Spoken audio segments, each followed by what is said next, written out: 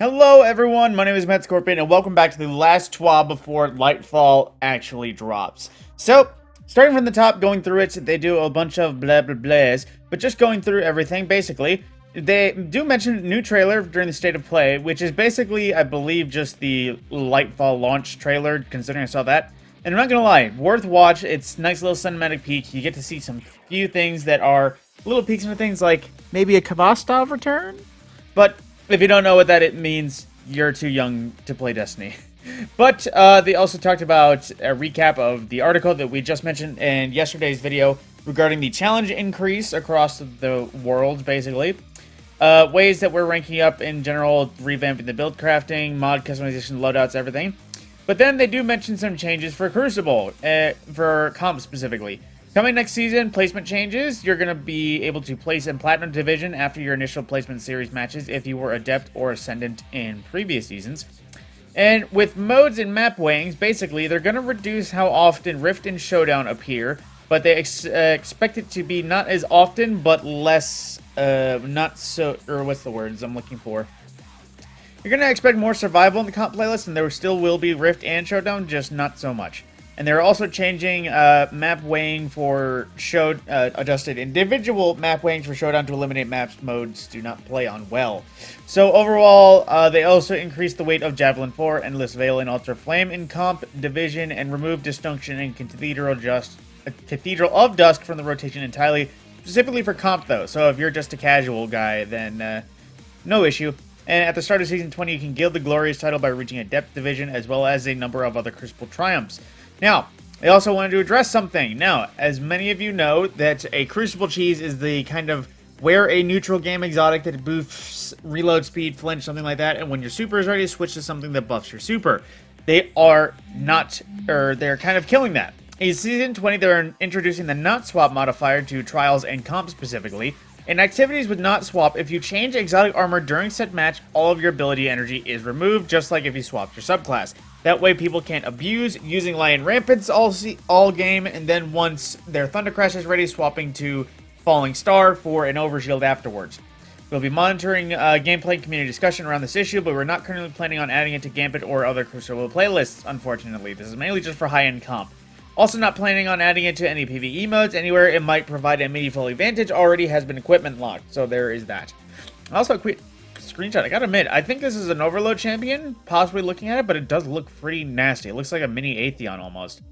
And of course, there will be a Crucible blog post next season. Until then, you know, continuing forward. Now, we get looks at the new artifact. If you weren't keeping track of how the artifact is changing, now, while you won't have access to all of the 25 mods, I think it is, they are changing the way it works to make it easier. So, all mods are now passive, and they don't have to be slotted into armor pieces. Once you unlock an artifact perk, it automatically applies to your Guardian. So if you unlock Anti-Barrier Overload, you don't need to equip it into your, or Anti-Barrier Scout, let's say. You don't have to equip it into your armor. Every Scout Rifle, as long as it's not already intrinsically something else, will also be Overload. And of course, they're going back to 12 perks unlockable per character, but can be reset at any time with no cost, infinite number of times. So there is still a limit to active perks because you don't want literally every perk active at once, but there you go. Anti-champion weapons featuring the artifact will also be overcharged in higher difficulty activities accordingly. And to accommodate for these changes, Artifice Armor has now have a unique mod slot that grants 3 additional points to a character stat of your choice. This change is retroactive to all Artifice Armor. In case you're wondering why, Artifice Armor gave you an extra mod slot that was special just for the artifact. Now, going through what we're actually getting. In Column 1, all the anti-barriers, we're getting anti-barrier sidearms, anti-barrier pulse rifles, overload bow, unstoppable scout, and overload for auto rifles and SMGs. So, what does this also mean in addition? Basically, any of these weapons that are available at any time will be overcharged when modifiers are active. If you don't know what that means, essentially a just random damage buff based on what you're using because of modifiers. Then in Column 2, we're also getting a variety of mods. So they're adding the new Authorized mod, which basically makes it so the armor energy cost of all armor mods affecting solar weapons are significantly discounted. And it applies to both Strand and Void gear, as well as grenade-based things, as well as one multi-siphon mod, which grants access to armor mods in your helmet that combine the effects of the Strand Siphon mod with the Solar Siphon mod and the Void Siphon mod. Basically, they're simplifying a lot of things, giving a discount and allowing more applications to things. Then in the third column, we also have Shatter Orb. The first time you break a combatant shield, you create an orb of power. If you break the shield with the matching damage type, basically rewarded for matching energy types. Defiant Armory greatly improves the benefits provided by Noble Deeds, Nanotech Tracer Rockets, Text Balance Stock, damage, origin traits. And if I had to guess, Noble Deeds are from the season, and Nanotech Tracer Rockets are going to be from Neomuna in the world, if that's my guess. We also have Untangler. Destroying a tangle with the strand weapon suspends targets damaged by the explosion. Collecting a fire sprite gives you an armor charge from Solar Surge, and essentially Volatile Flow making a comeback where picking up an Orb of Power grants void weapons of volatile rounds. It's about to be a volatile round meta again. Then column 4, we have Bricks from Beyond. Defeating a powerful combatant with a void weapon has a chance to generate heavy ammo for you and your teammates. Aeons 2.0. Flare Up, where firebolt grenades apply more scorch stacks. Damaging a combatant with a firebolt grenade spawns a fire sprite near them. Then we also have Origin Hones. Weapons with Noble Deeds, Nano Tracing Rockets, Text Balance Stock, and Ambush Origin trait are always overcharged when that modifier is active. So they're expanding it from general weapon types to sets of weapons as well. Some old, some new. We also have Allied Unraveling. Rapid Final Blows with a strand weapon grants your weapon unraveling rounds with a longer duration near allies. So we already have a strand example of volatile rounds. That is awesome. And we also have Counterweave. When you or a member of your fire team stuns or defeats a champion, you gain energy with your least charged strand ability. And lastly, a variety, the best perks as always. Stranded Reach, destroying a tango with a strand weapon creates a larger and more damaging explosion. We have Rain of Firebolts. When you have a firebolt grenade equipped, gain a second grenade charge, which could be interesting in case, well, I keep forgetting that Starfire is only fusion grenades, but regardless.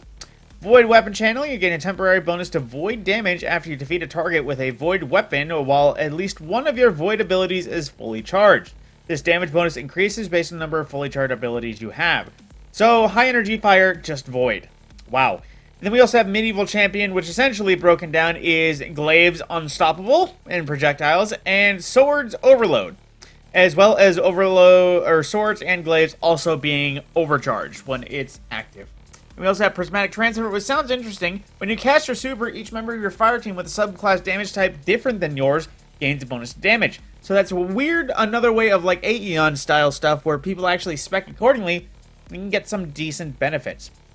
Now, they also wanted to reiterate some ways that build crafting has evolved with some of the ways that Anti-Champion has been around, and they've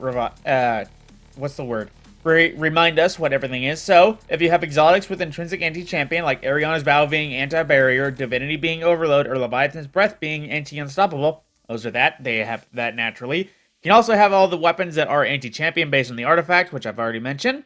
And then here's the other ways that artifact is coming subclass. So, barrier champions can be countered with Radiant buff on Solar, Volatile rounds on Void, or Unraveling rounds on Strand. Overload can be stunned by Jolt on Arc subclasses, Suppression on Void, and Slow from Stasis. As well as Unstoppable champions be able to stun from Ignite on Solar, Blind on Arc, Shatter on Stasis, and Suspend on Strand. That's a weird tongue twister. And they also reminded us on how everything will work. So, basically, if you are Radiant because a Solar Hunter gave you Acrobatic Dodge Radiance near you, you will shoot anti-barrier rounds until Radiant disappears. If you use a weapon with Chill Clip, the slow effect upon direct hits will stun Overload champions, and it will shatter upon a second hit and will stun Unstoppables. While Radiant, though, the same weapon would pierce a barrier, but will not stun Overloads. So you can only be one thing at a time, generally. Then, exotics with anti-champion status won't get the pierce effect when applying Radiant, which makes sense because they are something. One example is Agar Scepter will slow and stun an Overload champion, but not pierce a barrier even if one player is Radiant. The exception for weapons to able to apply Scorch, since Ignitions require build-up in order to stun. So things like Polaris Lance, 1K, Jotun, I think technically those do not count.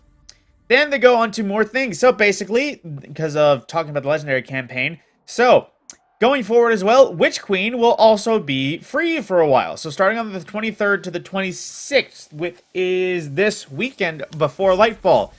Basically, all of the Witch Queen Standard Edition is going to be free. So if you want to explore the Throne World, do the campaign, Legendary mission, run some runs of Vow of the Disciple in case you don't have them, go for it. The weekend is free for you. So there's that sort of thing.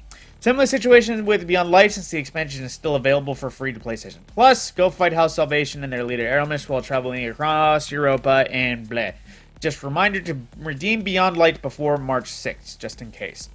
And as well, another reminder of Prime Gaming being gone away. If you have anything from the last year of Destiny and Prime Gaming built up, claim it before the year goes over, otherwise you will lose it all. Let's see. I'm worried about something. I'm worried Amanda is going to become a dead character.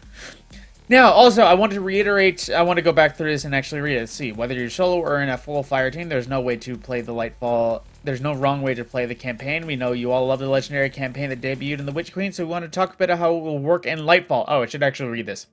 With the goal of balancing challenge and survivability across all fire team sizes, 1, 2, or 3, legendary scales based on the size of your fire team. Incoming damage, damage required to stagger, enemy health, and amount of revives, and there are a few things that scale on legendary for each additional fire team member.